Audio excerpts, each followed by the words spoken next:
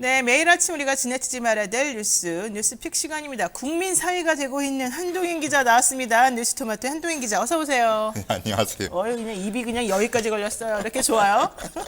네? 연 기자는 국민 며느리 이건 안 올라오던데 댓글로? 집에서 뭐라 그러세요? 아니, 집에서 별말 없었습니다. 정말 이분이 진짜 방송을 아는 사람이라면 엄마 나 이렇게 됐어 얘기를 해야 될 거 아니에요? 그런 얘기 안 해요 창피해서? 네네네. 알았어요. 자, 좋아요. 우리 한동희 기자가 또 생각보다 쑥스러워하니까 제가 또 짓궂은 질문을 여기까지만 하겠습니다. 자, 첫 번째 이슈 한번 질문해보죠. 와, 어제 토론이 있었습니다. 국민의힘에서 최재형 전 감사원장, 최재형 후보가 상속세를 전면적으로 폐지하겠다 이 공약을 내세워서 사람들을 깜짝 놀라게 만들었습니다. 그런데 윤석열 후보는 선발노동은 인도도 안 한다. 아프리카에서나 할까? 뭐 이런 얘기를 하면서 논란이 돼서 그 부분 관련해서 또 집중 포화를 당하기도 했죠. 뒤처진 시대 인식이 문제다. 뭐 이런 얘기 했어요. 어쨌든 첫 번째 이슈는 국민의힘의 토론회 얘기로 시작 한번 해보겠습니다. 어떻습니까? 일단은 최재형 전 감사원장 얘기부터 하면은 네. 대선 캠프까지 해체하면서 승부수를 뒀는데 이제 첫 공약이라고 해야 할까요? 이런 네. 부분에 대해서 상속세 전면 폐지를 주장을 했습니다. 일단 네. 시작은 좋았는데 뭐 문제가 있다고 느끼지만 사람들이 비난이 들었고 비판이 들어서 말하지 못하는 것을 말하겠다. 이렇게 자신감 넘치게 이야기를 했는데 정작 얘기는 상속세의 전면 폐지입니다. 그러니까 평생 열심히 일한 돈으로 집 한 채 뭐 이렇게 사고 있는데 이걸 후대에 남겨주고 싶고 뭐 일반 국민들이 뭐 부딪혀야 되는 과제다 이렇게 얘기를 했습니다. 네. 근데 이 부분을 자세히 보면은 지금 뭐 추가 과세의 성격으로 자리 잡아 있고 중소기업이나 중견기업의 경우에 자식들이 부모의 가업을 이어가지 그 얘기를 못한다. 하더라고요. 예, 네. 기업을 처분하게 된다. 이런 상황이기 때문에 상속세를 전면 폐지하겠다고 했습니다. 그러니까 상속세를 전면 폐지하고 소득세, 재산세, 법인세 등을 재설계하겠다는 건데 이 부분에 대해서 뭐 비판이 많습니다. 뭐 부의 대물림도 있고 지금 그렇죠. 양극화 현상도 심각한 상황에서 상속세를 폐지하겠다는 게 맞냐 네. 이런 얘기도 나오는데, 그러니까 최재형 전 감사원장 캠프에 있었던 김영우 전 김영우, 상황실장이 이 부분에 대해서 좀 비판을 좀 했습니다. 그렇죠. 토론 연습할 때도 그 나오지도 않았던 얘기를 갑자기 예. 했다 이런 얘기 했어요. 예. 그러니까 캠프에서 한 차례도 토론하지 않은 내용인데 이제 그렇죠. 최재형 전 감사원장이 이렇게 얘기를 했다 그러면서 우려를 표했고요. 하태경 후보도 그러니까 뭐 이제 최재형 감사원장이 이 공약을 발표하면서 OECD 상당수 국가들이 상속세를 폐지하고 있다 이렇게 얘기를 했는데 네. 하태경 후보 말에 따르면은 상속세가 없는 나라가 많다고 했는데 이거 가짜 뉴스다. 사실 상속세라는 이름이 아니라 다른 명목으로 이름으로? 상속세를 받고 있다 이렇게 비판을 했습니다. 네. 그리고 윤석열 전 검찰총장도 최근까지 뭐 구체적인 발언을 안 내놓고 있다가 최근에 이제 다시 활동을 시작을 했는데 1일 망언이 다시 시작되는 근데 그 말 안 하고 분위기입니다. 있어요. 그래도 좀 비판이 줄어들었는데 네. 말 시작하자마자 또 난리가 예, 났어요. 그렇습니다. 예. 그러니까 주 120시간 노동으로 이제 그 노동권 관련해서 비판을 받았었는데 이번에는 손발로 노동하는 사람 그렇게 하는 사람 없다. 뭐 인도도 그렇게 안 하고 아프리카나 그렇게 하는 것이다. 이렇게 얘기를 했고요. 뭐 비정규직과 정규직에도 별 차이 없지 않냐. 임금 네. 차이가 없다면 이런 얘기도 했습니다. 그러니까 그래서 고용 안정이나 노동권에 대해서 인식 자체가 없다. 이런 비판이 나오고 있습니다. 일단 최재형 후보 측은 뭐 승부수를 던졌다고 하기는 어려운 게 네.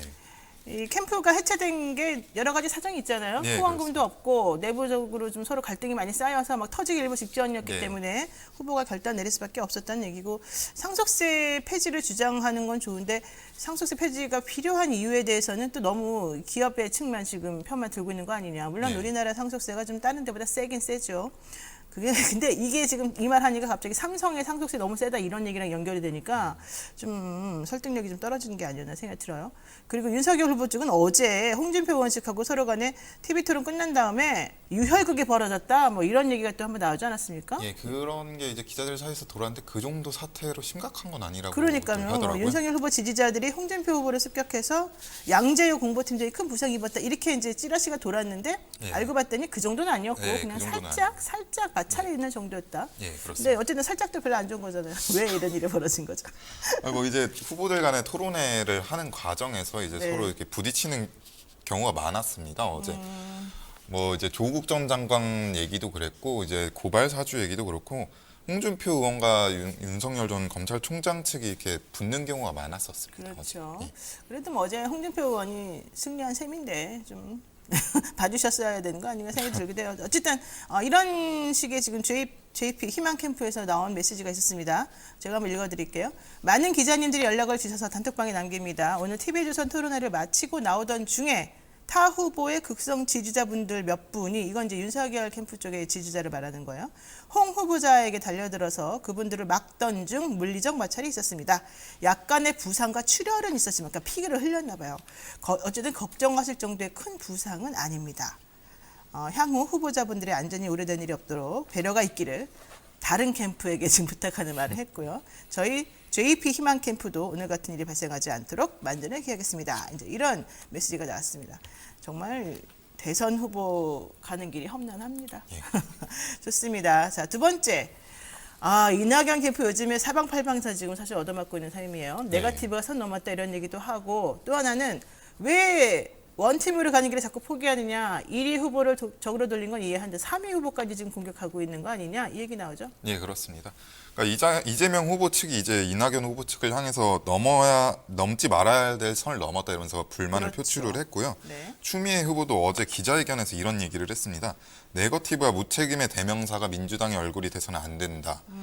그리고 민주당의 존재 이유가 개혁인데 개혁을 소홀히 하고 발목을 잡았던 사람이 대통령 후보가 안 된다. 이런 얘기를 했는데 사실 이낙연 전 대표를 겨냥한 것입니다. 그렇죠.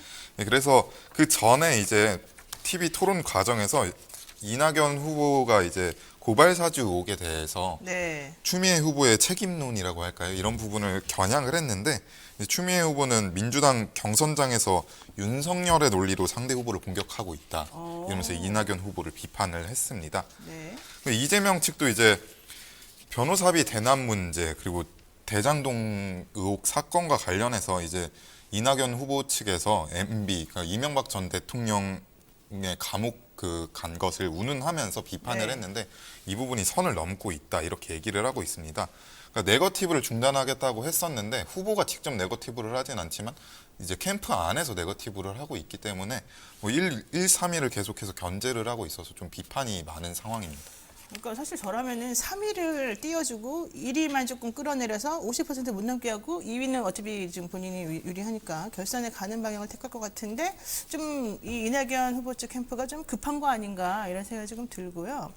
더 중요한 거는 이낙연 캠프 쪽에서 이런 식으로 지금 급하다 보니까 그런지 모르겠지만 이재명 후보 측의 이 대장동 화천대유 개발 관련 사건을 BBK를 자꾸 연결시키는 발언을 오히려 여기서 먼저 내보내서 예.